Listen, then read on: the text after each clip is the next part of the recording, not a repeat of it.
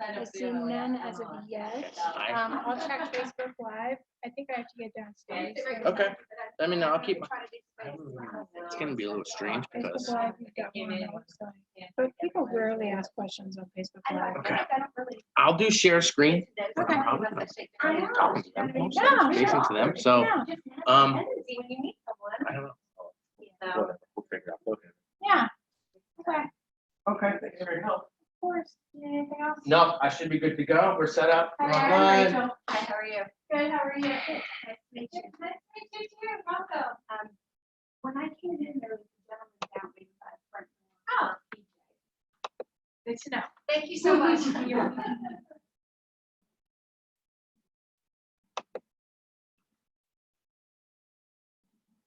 All right, let's share our screen. Yeah. In the first time, I took a test on May 9th, so very fresh out. Okay. Tuesday, I just sort of office after Tuesday, and spent the last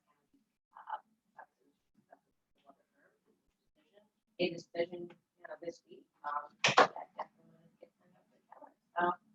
And just have to do the training today, but it's able to work out. So coming in, and then I've got some paperwork.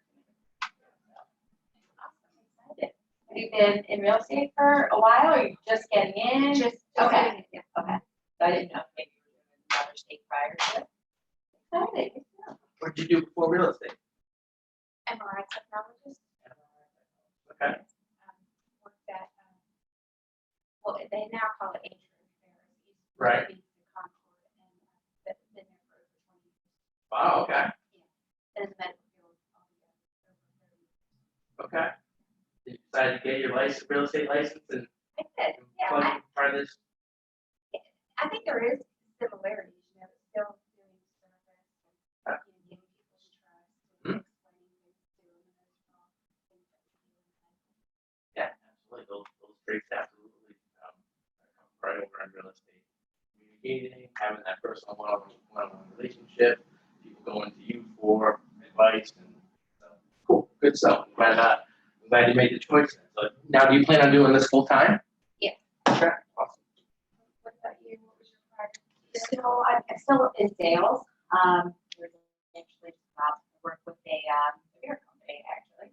So I lead research team 9 at national accounts throughout the U.S. So I'm traveling a ton until March, and then I don't see travel really air travel in the foreseeable future. So did a little bit of real estate on our own in the past. Moved to Cornelius just over a year ago now, so March of last year. It wasn't what I wanted to do, and then kind of life and career takes you one way, but there's always just passion, and I wanted to actually get into it more and full time. And we just moved around a little bit, and finally when we got here, it just feels right. We home for a while.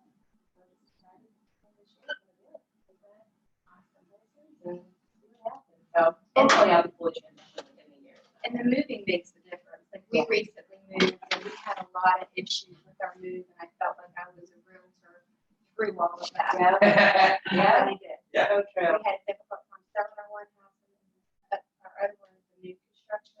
I thought it was going to be a breeze, and it was so much of a headache. New I learned a construction really lot. seems like it'll be like that until you're involved. So did you use a realtor to sell your house and all that stuff? Yeah. Okay. Was it something that you do, or how did you hire that? I knew her. But we ran into a lot of problems. Right. A lot of problems. But the main thing was the legal description wasn't correct on our deed, Mm-hmm. and it went through. And the attorneys caught it. The title Oh, company whoa. didn't catch it, and so it was a huge headache. A lot of legal fees getting the correct deed. Post closing stuff. Usually they report that.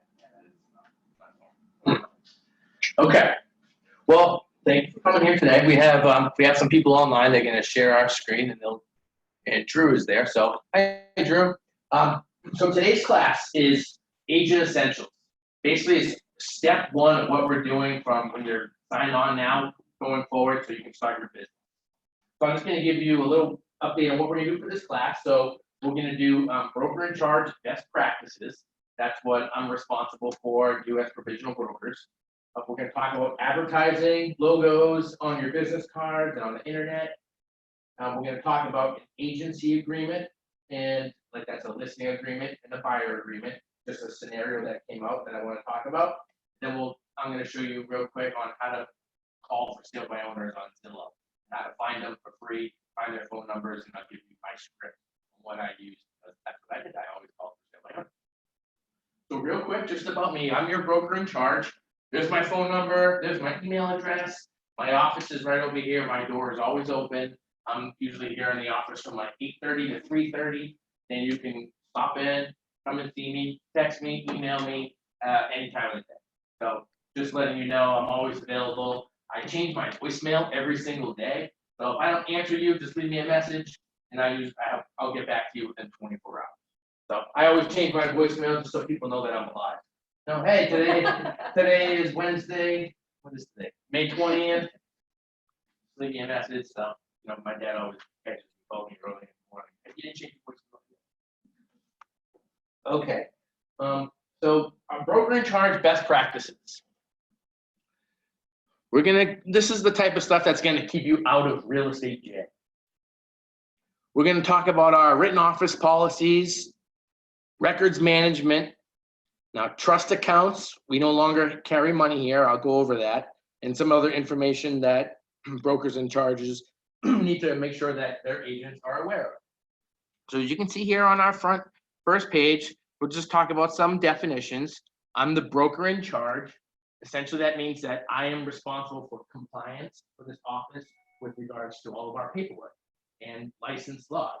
So I need to, if you guys are as provisional brokers, everything that you do is, I'm not saying that I'm over your shoulder and that I have to know every single step of the transaction, but I'm technically responsible for those agreements. So if you ever have any questions or ever need to get something clarified, always come to me, and you're never bothering me, and there's never any bad questions. So as the broker in charge, again, provisional brokers, you do all your business. You're allowed to show homes, take offers, take listings, work with buyers, get them pre-approved, go to home inspections, get surveys done, do everything for your buyers and your sellers. You can do everything in real estate. It's just that I'm responsible overlooking you. So with Command and on DocuSign, once you get agreements, everything has to be uploaded within 3 days. So myself and Terry Rogers, who is another compliance officer, we have access to the document, so I'm able to review and make sure dates and signatures are all on the document. So we can eliminate any issues post-closing or post-deals, so we get our signatures and stuff at the beginning. Every realtor is an independent contractor, so you get paid on properties that you sell. So and you're allowed to use the Keller Williams umbrella. Everything under Keller Williams, any listing in this office, any listing in Keller Williams, you're allowed to promote and market, and speak on behalf of, hey, Keller Williams, we have this listing on Main Street. We're marketing it, that it has this many bedrooms, this bath, and whatnot. Any listing in Keller Williams, you're allowed to share. So that's a big thing about our team here in the office. You can market and share listings, even if it's not your own, just so you can advertise and start getting some marketing, trying to attract some buyers. Licensees, licensed assistants or unlicensed assistants, if you do end up getting an admin that works for your group and they're unlicensed, they're allowed to do a lot of activities in real estate. However, I just wanted to make sure that that person meets with me so that we stay in compliance with the duties that they can and can't do, what they can and cannot say.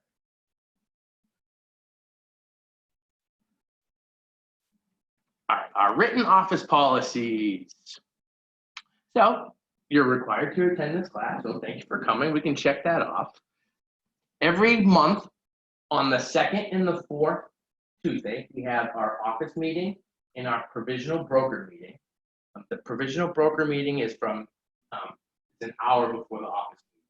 So from 10 to 11 on Tuesdays, we do, and I'll pick a different topic every single time. A lot of the stuff now we're doing now is like lead generation, but we've done home measuring, we've done photography, we've done staging, how to read inspection reports. We kind of just pick a topic. The PD meetings, I like to keep them light. I like to have everybody share a win because everybody's pretty much new in the business, like you, like 6 months or a year or less. So, you know, when someone shares, hey, I call it for sale by owner, I made an appointment, I got a listing, I'm working with a buyer friend, that type of wins that you hear, I like the people to share all that type of stuff. So we keep our PD meetings light. Those are on the 2nd and the 4th Tuesdays of every month. Please attend those as much as you can. Past times we've been doing them on, we're going to do them on Zoom as well as here moving forward.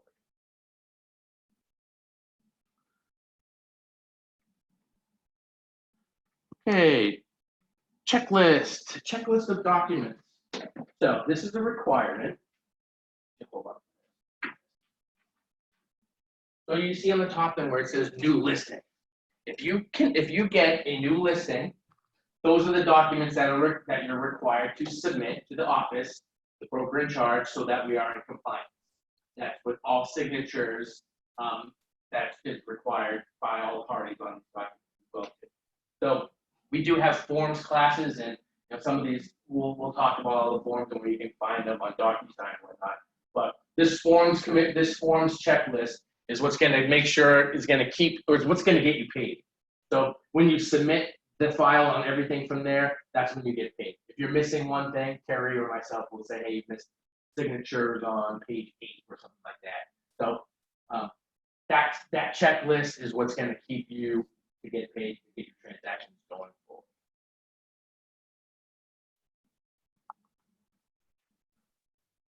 Okay, terms. So this is the relationship that exists between the broker in charge and the agents. So every listing that you get, the listing is made out to, it's between the client and Keller Williams, Lake Norman. So the listing agreement is with our firm. However, you're the agent that's signing off on the last page. So you're responsible for the handling of the listings or the buyers. However, everything stays with Keller Williams, Lake Norman because it's associated with the firm. Your compensation, you get paid at the time of the closing. So time of the closing, you submit those documents, the closing disclosure, and any of the documents that you get from the closing, submit that, and then once everything is done, you get paid. You get paid. We do direct deposit here as well. So you, everything is deposited directly into your account. We're trying to eliminate paper checks and stuff like that. So we're getting there. Each step is we're getting there as we're all kind of learning through this process. But everything is direct deposit. Okay, termination. If you have a listing and you decide to leave Keller Williams, the listing, you can keep your listing. Your listings remain with you. If a property is under contract and you decide to leave Keller Williams, then that property has to close out with Keller Williams. So all listings are yours, regardless of where you go, unless they're under contract, then they have to remain closed and they close out at the commission split. You are allowed to sell your own. What am I doing? We have policies where if you are selling or buying your own property or a property for your investment, and we have a firm where you're allowed 1 free listing sale and 1 free buyer sale, commission free to the office per year. So if you have and it has to be your personal residence. So if you live in a house, you're going to sell it, you don't have to pay. You do have to be with the office for 6 months and have at least 1 deal done, but you're allowed to do that 1 per year. Same with buying properties. If you decide you want to buy an investment property, you can buy 1 per year, and I believe it's only a 1% commission paid to the office. So kind of encouraging you to not have to pay as much company dollar to get into investing. A part of the benefit of being with Keller Williams.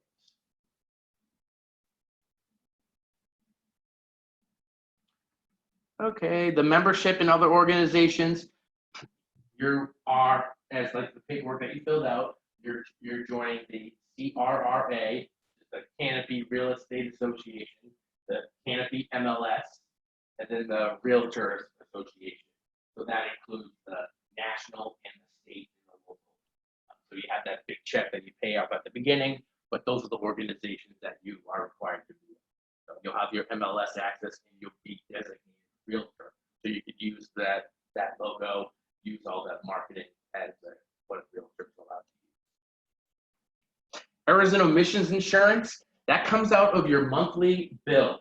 So your monthly bill is $70 a month with the office. I know it's less now because of what's going on. I know it's adjusted, but a part of your monthly bill, $15 of that is allocated for your E&O insurance. So that's your errors and omission insurance, your real estate information that covers you for what you have going on. So the commission requires us to have that. So again, that comes out of your monthly bill. If a claim does come up into account and you have to go to court, there is a $5,000 deductible, and you would be responsible for paying that, what your commission split is with the office. So if you're on a 70-30 commission split with the office, and that's a $5,000 deductible, you'd be responsible for 70. That's if we get to that case, but just let you know. So every agent has errors and omissions insurance here in the office that's paid monthly with your bills. All right. License compliance with, so this is just license compliance with regulatory license requirements. This is from the commission, to the department, from the commission. If there's ever a letter or something from the commission, that they'll send a copy of it to me as well. So it's always safe for you. If you get a copy of it, notify me and got this letter from the commission. So just kind of gives me a heads up that I'm going to receive it, and we'll go over everything that comes in. Sometimes we get letters from attorneys requiring a demand letter. Case by case, always just deliver those to me. We can review everything and go forward. I mean, in this past weeks, I mean, I've gotten demand letters, 3 letters from our attorneys for demand letters. 2 of them were just a waste, and 1 of them was actually something that we had to go for. So just keep that in mind. Just keep me in the loop if you ever get any demand letters or letters from the commission. Also, you just did a part of your paperwork. You did a privilege license, the state privilege license. So that just has to be renewed every single year. I believe it's June 10th with the commission's website as well. So if you have that in case, and that is needed for you to sell real estate. Hi, everybody. What's up, guys? Yeah. Hi, How guys. you doing? At least, how are you? Nice to officially meet you. Good to see you again. What's up? So this is Rich. Hi, how are you? Rich is checking our office out. Okay, cool. So, and Rich has been 3 years?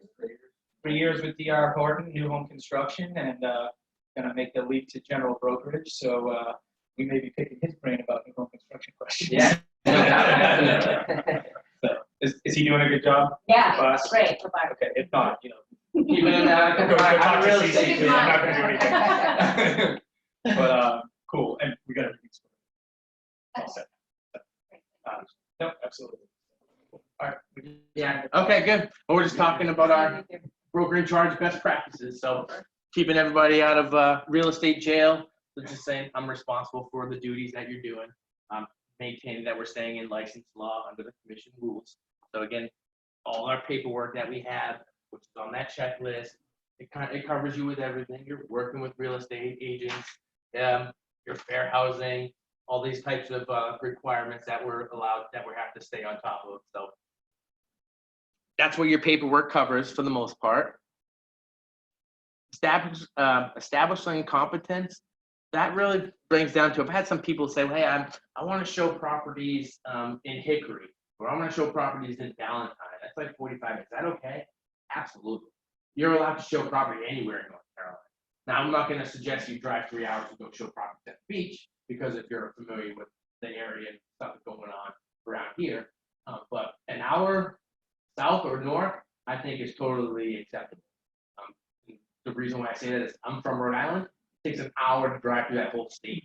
So from the north end to the south end. When I came here, the center location, I was calling for sale by owners within the hour radius. And I went to Mid Hill and I went to north of Statesville. So, and I still felt confident being able to understand that area. I mean, it's a lot different from that way to that way, but spying and studying and learning and stuff like that, driving around and learning a lot. So that's what I would really say. Stick around anywhere within a mile. Some people want to really be specific and say, this subdivision, I'm gonna take over this subdivision. Great, not a problem. You can do door knocking, flyers, mail out for that, whatever you want to do. So there's no right or wrong. Some people just want to stay in Cornelius. But again, I did an hour north or south, so I allow my agents to do that wide radius.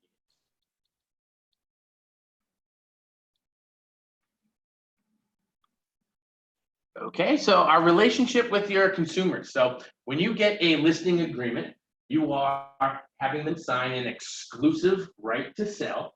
That means that you are the listing agent for the property, marketing and representing that seller exclusively.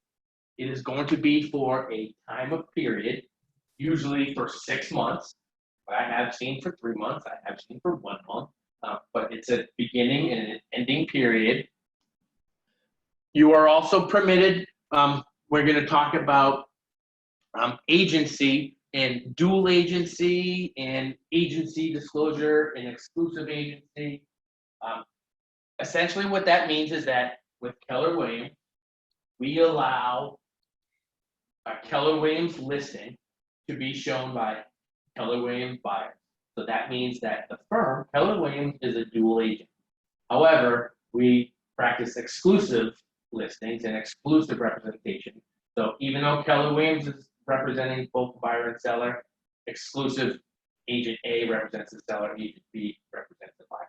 So we do allow that. You just explain that to your clients at the time of listing or buyer agreements, and that's how we proceed with being able to have Keller Williams represent buyers. So it's always designated. Correct. And we're always designated to represent the buyer and seller. Now, if there's a case where you have a listing and you have an unrepresented buyer and you're going to do both ends of the deal, that's not a problem. You're allowed to do that. You just need to have permission from the buyer and the seller, and essentially you're just the middle person, not negotiating on your behalf. But that's all. That's all right. That's authorized. That happen often here? Do you see them a lot? Not really, because you don't pay the buyer. The buyer's, the buyer agency Right. gets the money from the seller side. Why do So it? why do it? You're not really saving any money or getting any and gaining any benefit.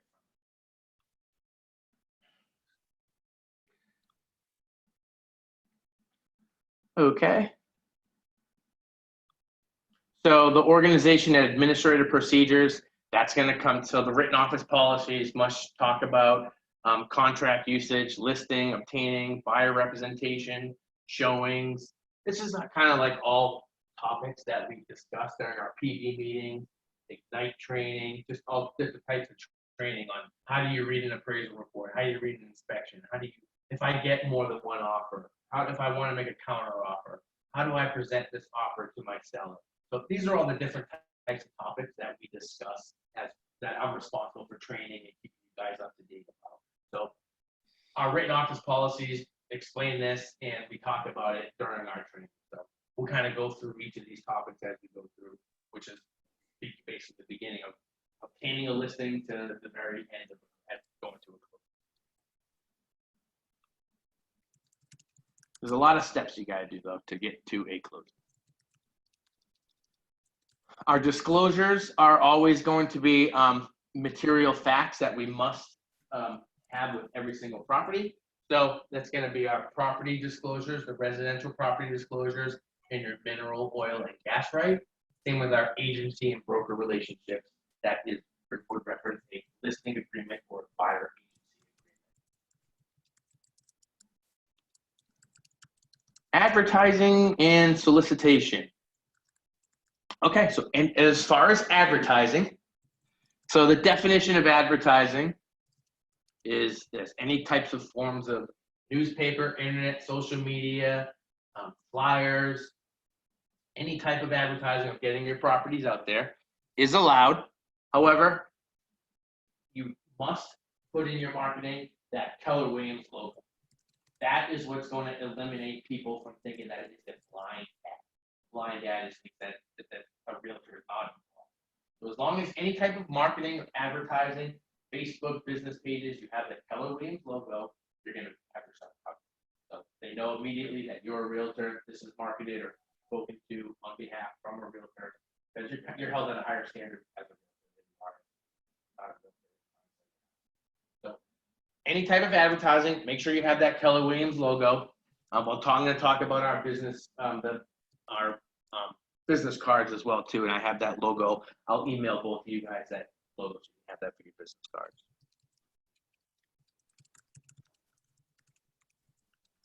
All right, teams and groups. Right now, both of you are individual agents. Were you thinking about joining a team, or has that crossed your mind? Or do you have questions about that? Yeah, I'd love to explore that. I kind of want to see what that process looks like. Do you automatically start with it? I mean, an independent agent, or can you potentially meet with some teams to see, if they're looking to add agents on Sure. their team? Yeah, so you can. I mean, we do have several teams on. Like, not all teams are always looking to add. Right. As a provisional broker, there's going to be some limitations on some teams that you can go on, because a lot of the team leaders are broker in charge eligible, or you can only have one broker in charge for the office. So if you have a team, a bigger team, you're broker in charge eligible, then you can have a provisional broker on your team, even though they still report, or I'm still responsible for them. That's okay. But if there's a team leader that's not broker in charge eligible, then we're not going to allow a provisional broker. So, a team could fit for some people, couldn't fit for some. It depends on commission splits and what teams have to offer, admin, training, and coaching, and stuff like that. So we can explore those options and we can have conversations about it. I just have to meet some more people. But essentially, I just wanted to bring up, so that in order for you to join a team, please have a conversation with myself and PJ, so we can, just make sure it's a good fit, and it is, and so that we are in compliance, and it comes in just with advertising and supervision, and compensation and stuff like that. So if you do decide to do that, we'll just have that further conversation. Okay. Is it okay if we ask questions? Absolutely. I'm low key. I'm low key. Ask questions, raise your hand, stop me. I talk fast. Yeah, listen fast. So. I did have a question about the advertising, like on Facebook, I was wanting to, write on Facebook, like, I'm a real estate agent and I'm partnering with Keller Williams, but I don't know if that's considered advertising, if I would make that post. You're allowed to. Journey. You have an active license. It's, I looked on the commission site, it's still inactive. Yeah, I just sent it in today. Right, So- so it'll probably take a few days, so I'm assuming should I wait until the commission says I'm active? Do you have a pocket card? I do. If you have a pocket card, then you're good. It's just a matter of going through the process. You're good. Because you have a license number and activated you today, affiliated with the office and sent the MLS stuff. So if you have a pocket card, you're good. So is there like certain verbiage that I need to say on that, No, on that post? Do I need to have the Keller Williams logo? Yeah, so I certainly would, and exactly what you just said, I'm starting my real estate career, I partnered with Keller Williams. Now, you're the CEO of your own business. Yeah, you gotta scream at the rooftop, let everybody know that you're a realtor. Yeah, and you're allowed to say, you're a licensed realtor partnering with Keller Williams, ready to help the public, list yourself. And use the Keller Williams logo on it. Definitely. Use those logos there, and you have your license number, put your email address, your phone number. Now I tell that to everybody, like on all those websites, on Zillow, Trulia, Realtor.com, Yahoo Real Estate, Yelp, Google reviews. Go to any single website that you can get, create a profile, put your name, your picture, your email, and cell phone number. Whether you go there ever again and post, Facebook, Twitter, Instagram, all those. Create them all and just have a profile there so you can do that. So someone, you never know. So, hey, I found you on Instagram because you had a profile there. Maybe you have a younger friend or something like that does that. So do that. Market, put your stuff everywhere. Anything that you can do for a free profile, get it up there. You're authorized to do that.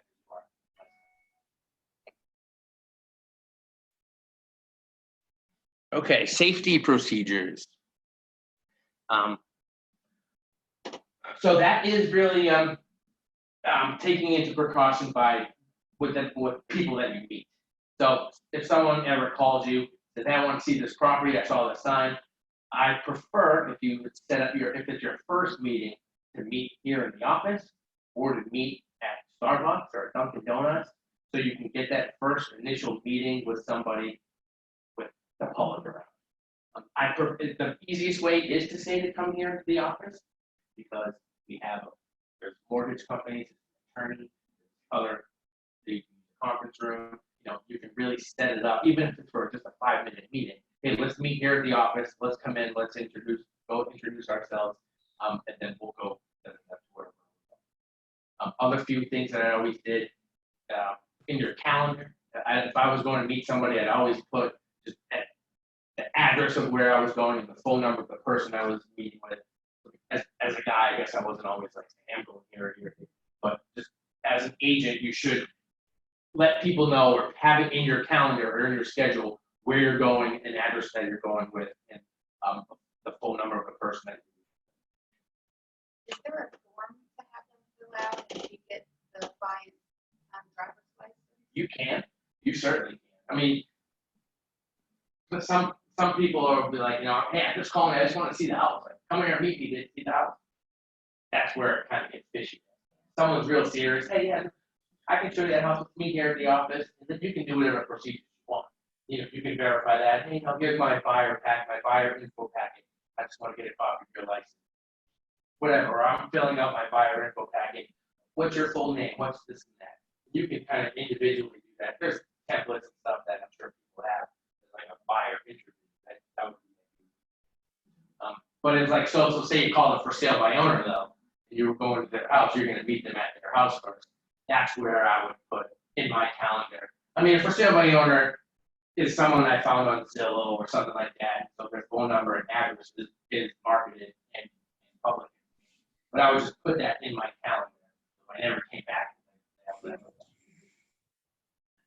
Just kind of wanted to extra cover yourself, because now that, I mean, it's crazy. I mean, with open houses, again, you don't ever want to be the only person in there. You don't want you walking first. You don't want a person walking behind you. Kind of just common sense stuff. But when you're, I want to show you this house. Yeah, I'll meet you over there right now. I can show you what the garage looks like. Just you kind of have to. Something feels fishy, then trust your gut. That's what we go. But if you let people know by putting in your calendar, letting people know where you are, that's always something, just that secondary, that's going to keep you safe. We also do, I mean, as far as I know, there's a lot of agents that have concealed carry that get carried and go on showings or open house. And we have had concealed carry classes. So I know there is a safety officer or a safety, with our ALC, a safety committee, and that's kind of what they discuss a lot of that. Our professional conduct, I mean, here in the office, you never know if someone's going to come in here or not for business, or if another person is meeting with the customer. So our dress code is always just business casual, always trying to stay in the business like we're here in the office. So just keeping that in mind. I certainly can send you a copy of this, and same with the office policies that I'm kind of referencing as well too. I'll send you. MLS, unlicensed activity, records management. Records need to be held after a transaction for a total of 3 years. So that everything on that checklist needs to be kept in a file for 3 years once it closes after the conclusion of the transaction. If the real estate, so once you upload all your documents, you upload it into Command, and then you hit submit for approval and we approve. All the documents in Command are essentially owned by Keller Williams. Okay, so if you decide if you do leave our company, or even if you are with our company and the commission says, hey, I have an issue with this property, the items in DocuSign are owned by Keller Williams, so you're not with our company, you're not going to be able to get access to that. So just keep that in mind. The stuff in Command is for my access immediately back by the commission that like immediately asked. So if a case did come up, you are required, I suggest, to keep a copy of all your documents in a folder, Gmail, or Dropbox, or something like that, So you have access to your files as well too. So I have to provide a copy, you have to provide a copy. If that's the case, it has to be for up to 3 years. Okay? What about keeping emails and texts that we have with clients? Yes, Keep all those you do. details? You have, what records retention means is it's everything. All those documents, email communication, text communication. That's really, so if you have verbal conversations, I always suggest you follow up with an email. Per our conversation, we're going to, I don't know, whatever it is. If that's the case. Now, does everybody print out every single text message or email with that client and put it in their file? Not everybody does. But if the commission came and you were in a case where they said, "What, I need all documents retaining to this file," you would need to provide that. So just keep that in mind. There's apps where you can go on your phone that does converts text messages to emails. Print them all out. Just keep that in mind. You have to have access to it for up to 3 years. That's a good question. Text, phone calls, emails, any type of communication that you have with the other agent and the client. You were recommending for us to keep a copy in like Dropbox or what was the other? Yeah, just like even on Gmail, you can create folders on the left-hand side and just drag and drop, just call it Main Street or whatever the property was, and all documents that I had drag and drop. After 3 years, that's storage, but you're better off having it than not having it. So Dropbox, right? You might have to pay for the business account or something like that, or I can probably find stuff in the cloud or something. So trust accounts. We no longer hold any money here at our office. So with the trust account, what that means is earnest money deposit. So when you take an offer to purchase, you have due diligence fee, go to the seller, and then earnest money deposit. So in that case, that is going to generally, the buyer's agent is the one who fills that out, and that is going to be made up to, usually now it's the closing attorney. So if you're closing with the attorney, like McNaught downstairs, on page 2 of the escrow agent would be Gerald McNaught. They would sign for the earnest money deposit. So we do not hold any earnest money deposit here at Keller Williams.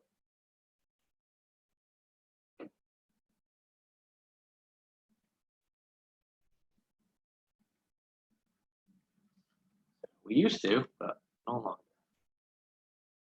Okay, crisis management and dispute. If you're ever coming into an issue with another agent or your seller or your buyer, and there's a dispute or there's some sort of hiccup, please come to me. That's my job as the broker in charge, so I can intervene immediately and try and remedy the problem. The whole goal is if a buyer and seller want to purchase a property, yes, their emotions run high. As the broker in charge, I really don't have the emotion involved with it as the buyer agent do. So any type of issue, please get me involved immediately, so I can try and get to a close. Sometimes I've had some people, some sellers, that just stop communicating, or buyers stop communicating. Really strange. Even some other agents too will just stop communicating. So I've had the agents come to me and say, "Hey, my seller, they won't return my call. They have to get this in. This other agent needs to send me this document now." Sometimes when it comes from me, they respond faster. So not that I'm a big shot or anything, but it happens. Sometimes one of our agents, Katrina, the productivity coach, she had a seller that was like really mean to her. So she said, "I'm going to include you on every single text message." Immediately stopped. It was like a month. I had text messages from them going through, but just from including me on that, it stopped the banter and we got to a close. Same with some agents do. If they're giving you a problem, get me involved. A conversation with them. Buyers or sellers, if they don't respond, you need to ask them, "Hey, real quick, I need you to supply this," or something like that. Use me as I'm on your team. Just letting you know. It's strange sometimes. Like, I try to call this person for a month, they're not responding, and then I do it, and they go, "Okay, big deal. I guess I better get my stuff together." Okay, additional information and resources. This is kind of just coming down to the end. This is directly from the Real Estate Commission's website, so this is kind of a part of my training. Again, if you have any other resources or questions, you can always come and ask me. If I can't answer it, I will call the commission and try and get some information from their license laws, commission rules. And I have had conversations with all of them for clarification. So that is what we have for our best practices here. Okay, any questions on that for right now? Okay, I just have one question about the error and omission insurance. okay, Does that include cyber liability? Or- okay, good, very good question. Now, actually, it does not. Our policy does not cover that. And a lot of that's because it's kind of like a new thing. So, so at the bottom of every single transaction or paper, the listing agreement, buyer agreement, and the operative purchase, is a big red box that says buyer fraud warning. Never allowed to, no realtor, no attorney will call you or email you asking for your company, buyer. Stuff like that. So that was one of our PB topics that we had a couple weeks ago, and we went over some steps and procedures to do to cover yourself. So we kind of went over that. So very good question. So any type of wiring instructions or anything like that, you want to. I mean, you're basically doing all that stuff. So if I have wiring instructions, I'm going actually physically to the closing attorney and saying, here's my wiring instructions from my account to your account. So most of the stuff is done because hackers now will hack in your email, monitor you're talking to monitor that you're in a progress or that you're in a transaction.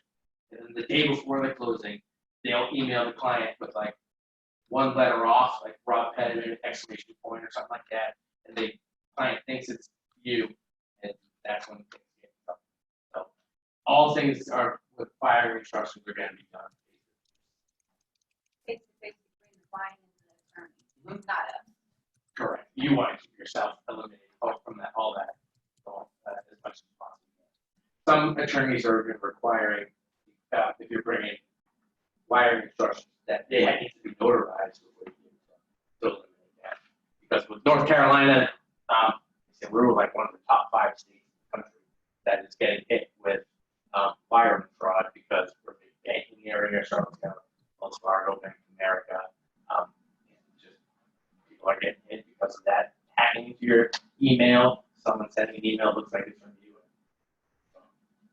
And so even just the cyber liability, there's no insurance for that either. Correct. So I mean, next year when we look into it, we're certainly going to look into our adding that, seeing how much that coverage is available. But currently, right now,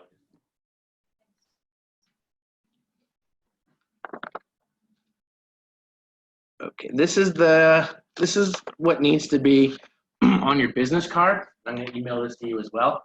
So, realtor, you're a licensed realtor. You're in the multiple listing service and equal housing opportunity. And then that with your Keller Williams logo will be. So this is all one logo, and then the Keller Williams one. So this needs to be on your business. On your business card. Just the Keller Williams logo needs to be on all of your. But all 3 of those on the business card. Correct. Correct.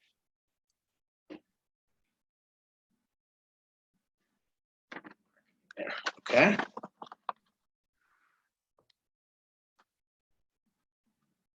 $142. All right, we're doing good. Okay, let's go on to this here real quick. Okay, so this is a scenario where regarding talking about an agency agreement. So an agency agreement is going to be a listing agreement or a buyer agency agreement. And I'll just read this here. So many of my pending transactions are being extended due to the COVID outbreak. As a result, some of my agency agreements on standard forms 101 and 201 are set to expire prior to the settlement dates agreed to by the parties. If one of my agency agreements is going to expire during a transaction, does it have to be extended? Am I allowed to continue representing my clients? am I still entitled to my commission? So that means you signed a listing agreement, say from January 1st to July 1st, okay? And you went under agreement, say on June 1st, and you're set to close on July 15th, okay? Technically, your listing agreement would have expired, but you still have a closing date. Same thing with the buyer. If you have a buyer agency agreement set to expire on July 1st, but you're under contract for them, and the closing is for July 15th. That's the time frame that we're talking. So, if at all possible, yes, you should extend any agency agreements that is set to expire during a transaction. The only reason why I'm really saying this here is it seems like, well, yeah, of course I would do that. But before this stuff came up, people were, as long as you were under contract, people were still under the regulations. Okay, I'm representing this person. We're going to go forward and still get to the close. But technically, I'm talking about technically, should you get it extended? So of course, you want to completely cover yourself. I'm going to tell you, yes, you should have. If at all possible, you should extend all agency agreements that are set to expire. We have previously written that if an agency agreement, the exclusive right to sell, listing during the course of a transaction expires, the broker or the firm is still entitled to their commission. The same analysis applies for the buyer agency. So in most transactions, the commission will be earned once the property goes under contract. Once earned, the only remaining issue is when the fee is paid, which in most cases will be at the settlement. We have also written here that agents may continue to represent clients when an agency agreement expires during a transaction. However, that is only permissible as long as the time between the expiration of the agency agreement and the settlement is not too distant. So there's not an exact time frame. It just says as long as it's not too distant. Does that mean 6 months? That means a year? That would kind of depend on the case. So just to cover yourself, under the license law, brokers must have a valid written agency agreement in order to provide brokerage services during the course of a transaction. Although the commission may permit a broker to close out a transaction where an agency agreement expires, we are receiving reports that many transactions right now are being extended well beyond the current expiration date of the agency contract. Thus, the agency agreement should be extended for several reasons.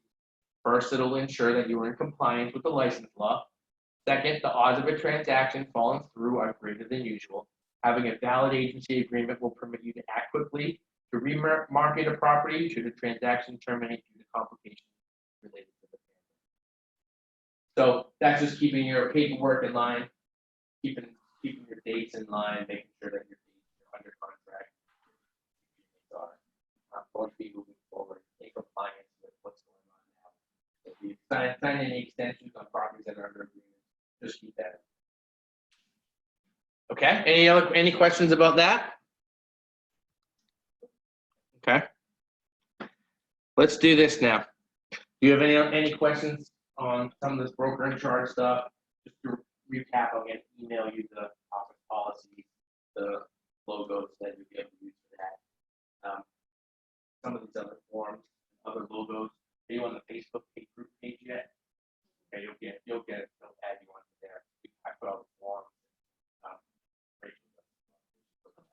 Logos are up there.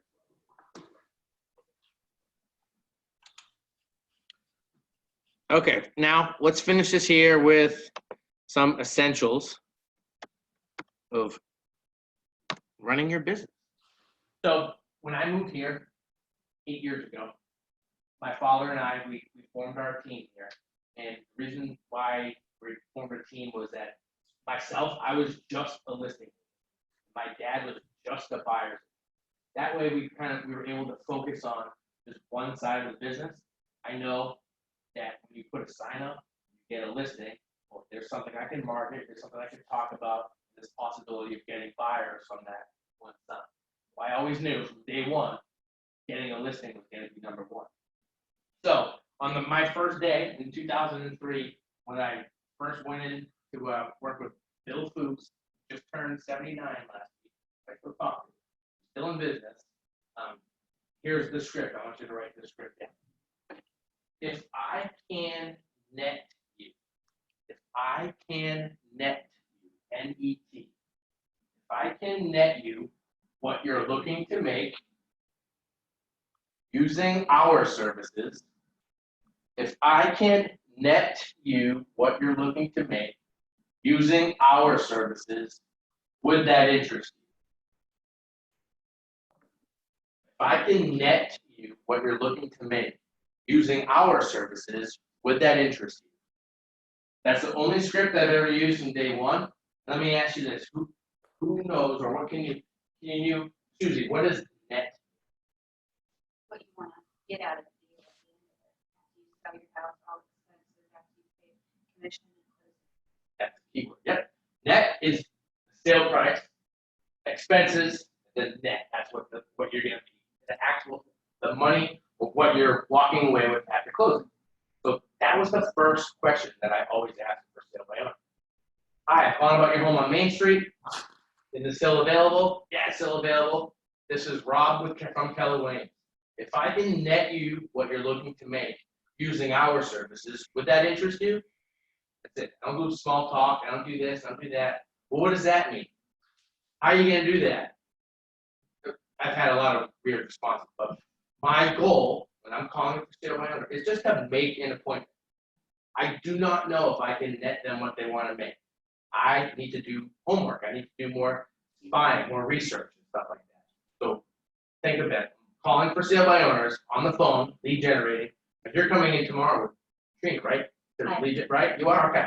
Probably going to call for sale by owners too. Now, I'm not saying this is the right way or the wrong way. Just some people do it all different ways. This is the way that I do. If I can net you what you're looking to make using our services, would that interest you? How are you going to do that? What are you going to do? Da, da, da. I'm not paying a commission. I'm not talking to a realtor on it. Okay, no problem. But if I can net you what you need to make, that would interest you? Well, yeah. How are you going to do that? I need to make an appointment.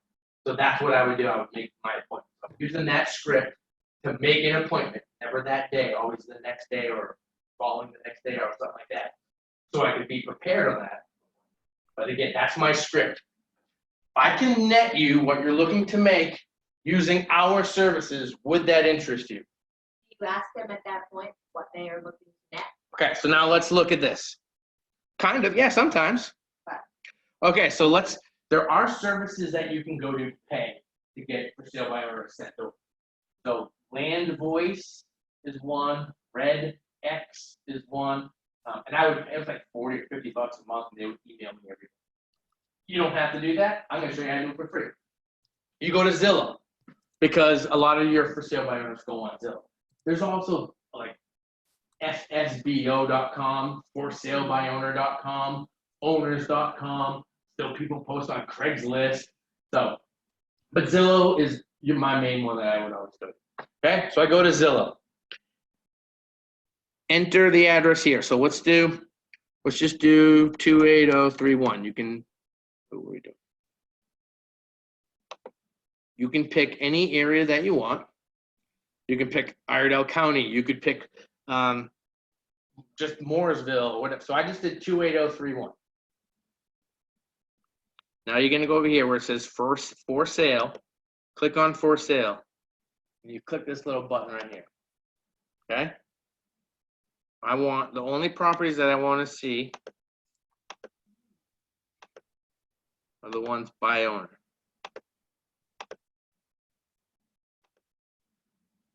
Okay? So there's 4 for sale by owner properties in 280. We're right here. Our office is like right here. Okay?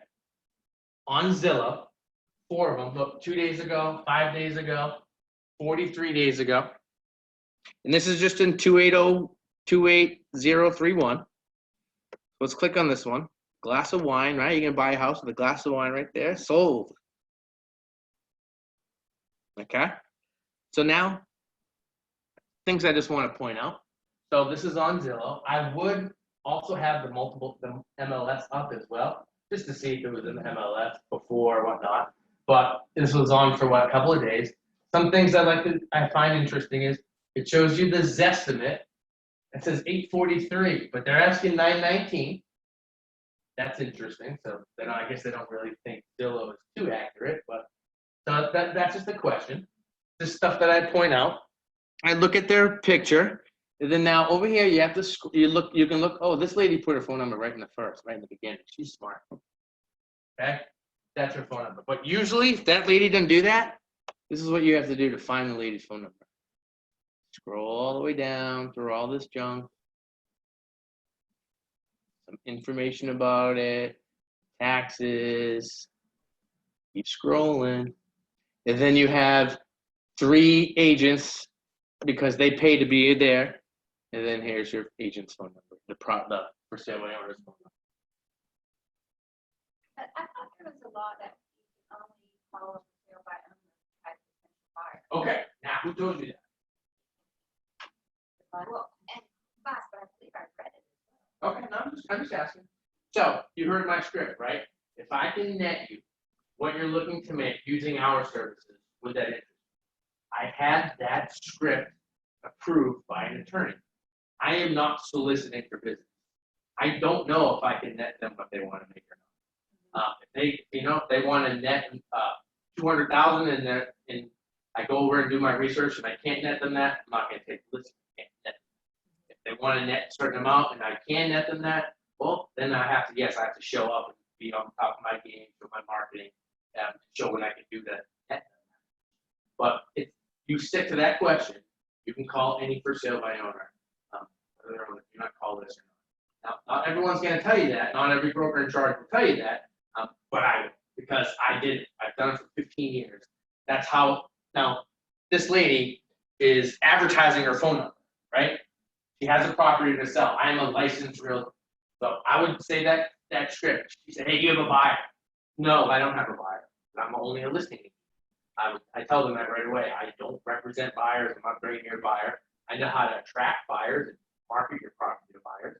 Because like I said, if I can net you what you need to make using my services, which we'll discuss at our appointment, that's what our goal is. So use that script, stick to that script, and your goal, when you call for sale by owner, you say that script. What's your goal? To do what? What's your goal when you say that script? No, I just want to make the appointment.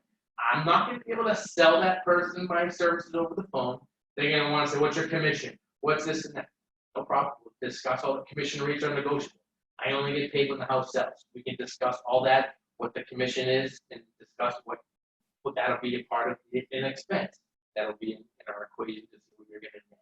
So using that script, don't be, you can call anybody. I permit you to call anybody using that script. That's how I've always done it. In 15 years, I've had people swear at me. But if someone tells me that, like, don't ever call me, maybe I have 2 people say, don't ever call me back. Okay, no problem. But another never call back. One person, I'm on the do not call list. That's fine. I understand. I have a team of agents with 3 buyer agents. At that time, I had 3 buyer agents that are working with buyers in all different price points. Find out information about your house. Like, you tell me you're going to go to court and a judge is going to get a favor to somebody that's trying to marketing their phone number to sell their house, and now I'm an agent that's calling them on there trying to help. So I never had that issue. Don't let that deter you. Use that script. That's going to eliminate you from soliciting, because your goal is to just make money. You have to make that. Because I've gone on some appointments and they had 10 cats and the house was just a wreck. That they ain't gonna sell their house. Yeah. I've gone on an appointment once, their house was fine, but the next door neighbor had this huge dumpster in the front. That was a wreck. So it's sometimes you don't know what they can net. I've gone to some neighborhoods that are awesome. House is completely sharp. So it depends on the tenant. You never know. You go on the appointment, well, then you have the best opportunity. Your goal, make the appointment, go to the appointment prepared. That's another class that teach you how to be prepared for the appointment. But that's what your goal is. So tomorrow, what are you gonna do? Lead generation. Oh my gosh, I don't know what to do. Well, call for sale by owners with the goal of making an appointment. So say I did make this appointment on East Point. Hi Jen, if I can net you what you're looking to make using our services, would that interest you? Well, how am I gonna do that? How are you gonna do it? I'm asking 919. Fair enough, no problem. Can I come by tomorrow I usually call whatever time, say tomorrow at 2 o'clock? I'll bring all my information along with me, and I'll be fully prepared and we can have a conversation. So if you make that appointment, that's when you get prepared and you go on those appointments. Okay, your goal every morning when you're lead generating is to make one appointment a day. If you're not going on an appointment that day, it's always going to be for the next day. That's how you're going to really stay busy. Build that momentum following your schedule. From 9 to 10 every morning in my calendar was just lead generation, calling for sale by owner, with the goal of making an appointment. From 10 to 12, I'm doing lead follow-up. I have to check my emails, kind of thing, see what's going on. But from like 12 to 4, I'm trying to go on. That's when I'm on my phone. Oh. So that's your goal. Again, your goal is to just make the appointment. Okay, let's see one more. One thing else I wanted to point out, look at this guy. Okay. So here's a for sale by owner. A lot of people, so if I can net you, why do you think people go for sale by owner? They want to save money, they want to save the commission. They think that they can do it and save money on the commission. So just like back in 2008, when that market crashed, I was in Rhode Island, and I was doing fine because I was a 27-year-old kid just calling for sale by owner saying, hey, if I can net you what you're looking to make using our services, would that interest you? And guess what a lot of people think? Yeah, I just want to net zero. Right? What, really? And that just drives fear because they don't know if they had a job next month. They didn't know if they were going to get a check coming in. They bought their house last year and now they're hearing that the market might go down. So fear is what drove all that. And so have you heard of what short sales? I did short sales in 2008 because of that reason. People will say, I bought my house for $150,000 and I just had a realtor come over and say, now it's only worth $125,000. I just want to net zero. I just want to get out. So that's how, when I use that script, if I can net you what you're looking to make using my services, let's put our game plan. And that's going to be very similar to today. So now look at this guy, for sale by owner. And it was on, what did I just see? 43 days ago. When's that? That's April like 15th, April 10th. That was like right when we were in the smack things of when things were real crazy. You didn't know what was going on. We weren't really sure. You couldn't have even gone to this person's house back in April 10th. So those are the type of indicators that I'm just noticing. I would love to call this person. Now look, the estimate for that, much closer. That doesn't mean that it's right, but it's closer, right? 756. They're asking 799. On for 43 days. So you can this would be a perfect one that I would call. Hi, I'm calling you about your home on Square Sale Road. Is the property still available? It is. And your asking price is $799? It is. My name is Rob Pettit with Keller Williams. If I can net you the amount of money that you're looking to make using our service, would that interest you? Now, think about that question. If you say no to that, one, you didn't understand what I said, you weren't listening, or you're not the sharpest knife in the drawer, right? I mean, if I can put in your pocket the amount of money that you need to make after all your expenses, because that's what net is, and we'll discuss what net is, your commission, your mortgage payment, the state tax stamps, and deed recording, so those 4 expenses. We'll go through that and then determine what you are net on a prospective sale price, high or low, and you're not going to be able to determine that until you do more homework. You actually go to the property, because like you go to the property and you see, oh, they got all granite countertops, fresh paint, it looks super sharp. Okay, you can probably be on the higher side. I've also gone to a lot of appointments when they had like 10 cats and the house was a wreck and it was just a mess. Well, I'm going to be on the lower side of that price range, depending on, but you won't know that until you actually go to the house. So these are kind of just some of the strategies that I would do. So go to Zillow, and you can do, and look at it. So that's 4. Let's look here just real quick. I'm going to put Iredell.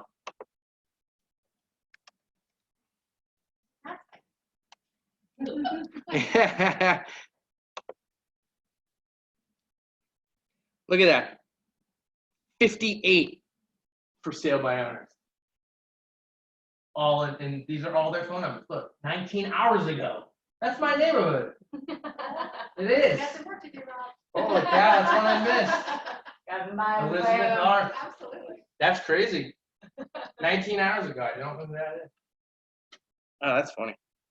So here, I mean, so every morning, that's your goal. Again, your goal is to make an appointment. So in your morning, lead generation, tomorrow, when you're, Kelly, when you're meeting with, and lead generation tomorrow morning, boom. Hey, I'm going on Zillow. I'm gonna find some for sale by owners. Let's make an appointment. That's your goal. Am I allowed to do that tomorrow? Now, let me see, wait, I do have my pocket card. you have your pocket card as well too, and all your affiliation stuff, but you're a provisional broker, so I need to actually activate your license underneath. But once you get all your paperwork done, I mean, I would imagine I would be able to send that off tomorrow. Well, I was gonna call that guy tonight. But if you get all that stuff in, I mean, once you sign all your stuff, I just have to send it to the commission, so I can do it first thing in the morning. Okay, cool. And if we can do that, we'll get that out there. Again, your goal is to make an appointment. You make that appointment, never for the same day, always for 24 hours later, so you can be prepared. And if I did make the appointment, I mean, the first thing that I did was I drive to the house, actually take a picture on my cell phone. I go to the tax assessor's record, print out what the tax assessor. And then I'd look on the MLS, see if it ever sold or not. And when I drive to the house, that was really fun because I would try. That's when I'm kind of like a spy, because if you're a buyer, right, and you're buying a house, everything's online. You have your Keller Williams app or Realtor app. You can pull up to the house, look at all the photos, see where's the highways, where's the churches, where's the grocery stores. That's what buyers do. They'll actually drive up, go into the cul-de-sac, and then just look at all the houses for sale. That's what I would do. So drive by the house, take a picture, and then use that app saying, oh, wow, that house was sold last month. Now, that just drives my questions when I'm at my appointment because I'm spying on them. I just want to see how they keep their yard. I want to see how the neighbors keep their yard. I want to see what the amenities are in the neighborhood. Another benefit of me driving there that day. Tomorrow when I have to go, now I know how to get there. I don't have to drive around and be lost. So once you make that appointment, turn into your realtor spy, doing all your homework. So then that next day, I'm really prepared. I know what the house looks like. I've been there. I did the tax assessor's record.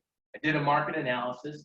And now it's my job to, hey, like I said on the phone, if I can net you what you're looking to make using my services, this is what we have to do.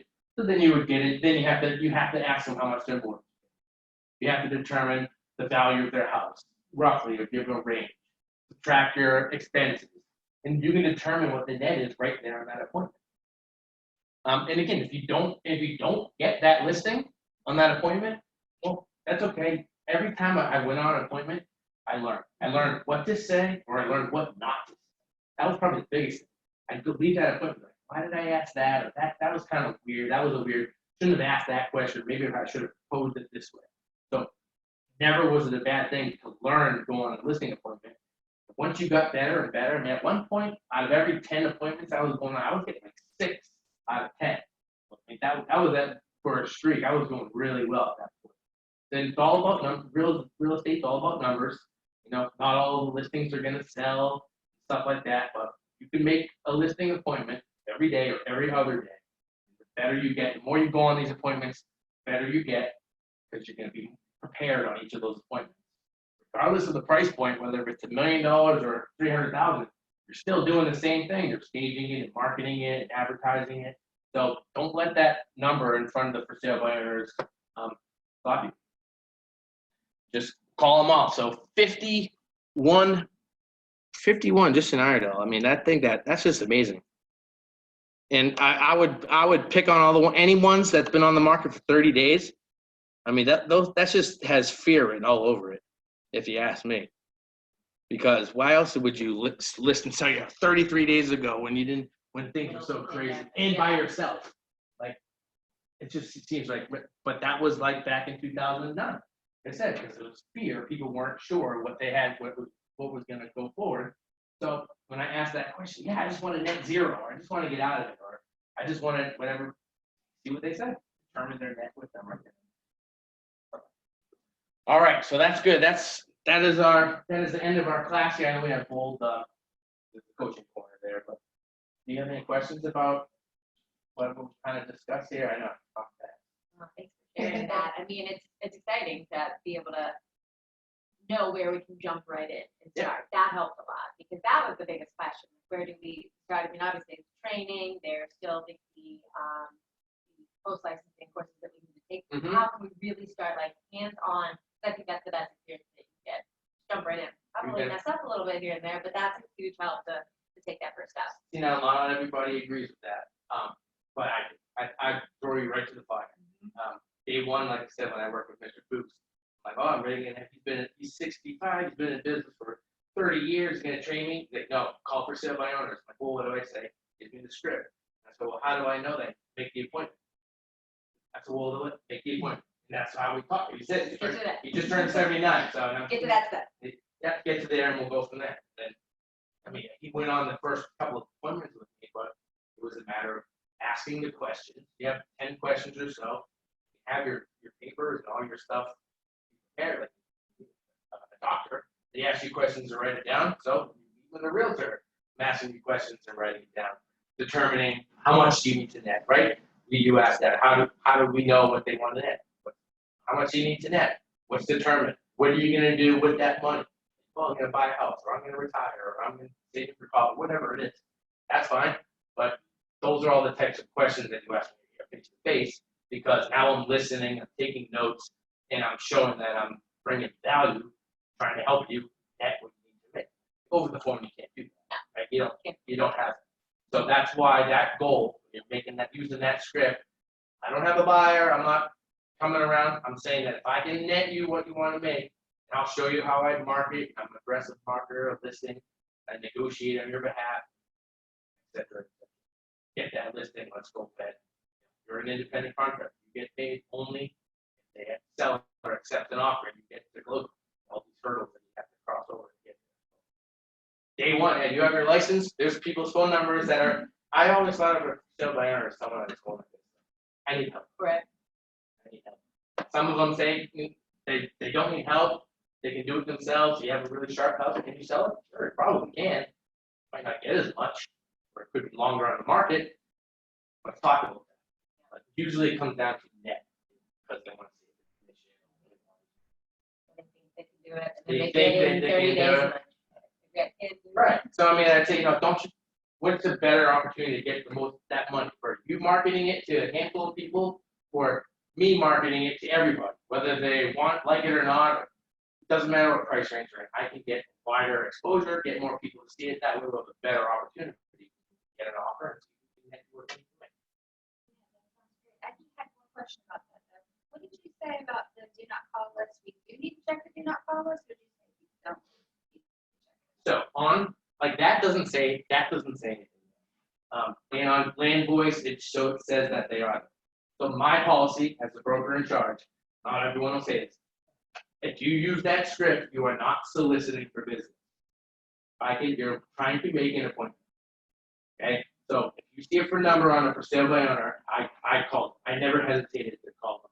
So you don't Everyone. check if you got call list. You just look I know. and I never did. Can I chime in on this? You sure can. So, do not call is for solicitation, Rob saying, because you're selling them a product. We're offering a service, so it is not soliciting. However, that can be looked at as a gray area. So there's some people that say, if it's on the do not call registry, don't call them. There's other people that say, I'll throw caution to the wind and I will continue to call them. What I did when I started off as an agent, I did a lot of cold calling. I would call them. And if somebody, a lot of times they wouldn't even know that they're on the do not call registry or wouldn't even question it. The people that did, I just said, okay, I'm sorry if somebody wanted to get lippy or so to speak, I would say, we're not selling anything. We're offering and providing service. And so there's a gray area there. But the thing is, if they bring it up, end the conversation. That's what I would say. Yeah, fair enough. That's the best way to say it. And again, I mean, but when we're dealing with a for sale by owner, that's marketing their phone number and their property for sale. Right, you can, if you use, depending on the words that you use that script, and if that does come into play, well, you still are a realtor working with buyer agents or investors that you could get to still would be able to qualify for you to call because they're trying to sell their home. So right, it's gray area. However, I always use that script. Wasn't soliciting because my number one goal was to make it work. Because I don't know what I can net them, so I do more homework. And I have to do to see the property, spy, research, etc. So that's why I use that script. I'm not soliciting for business. If someone got lippy or got upset, I'm a realtor. I see our marketing your house for sale. Like I might have a buyer. That usually changes their tone. But if someone was okay, I apologize for calling you. That.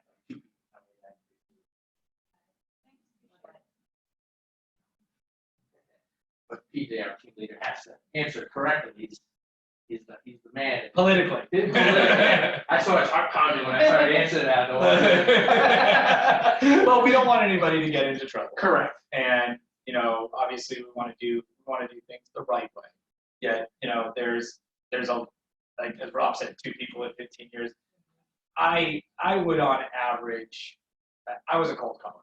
So on average, I was calling between about 100 and 120 people. So, that's a lot of phone calls. That's 20, 25 a day. And so I've heard it probably a little bit more, maybe a handful of times a year. I've heard.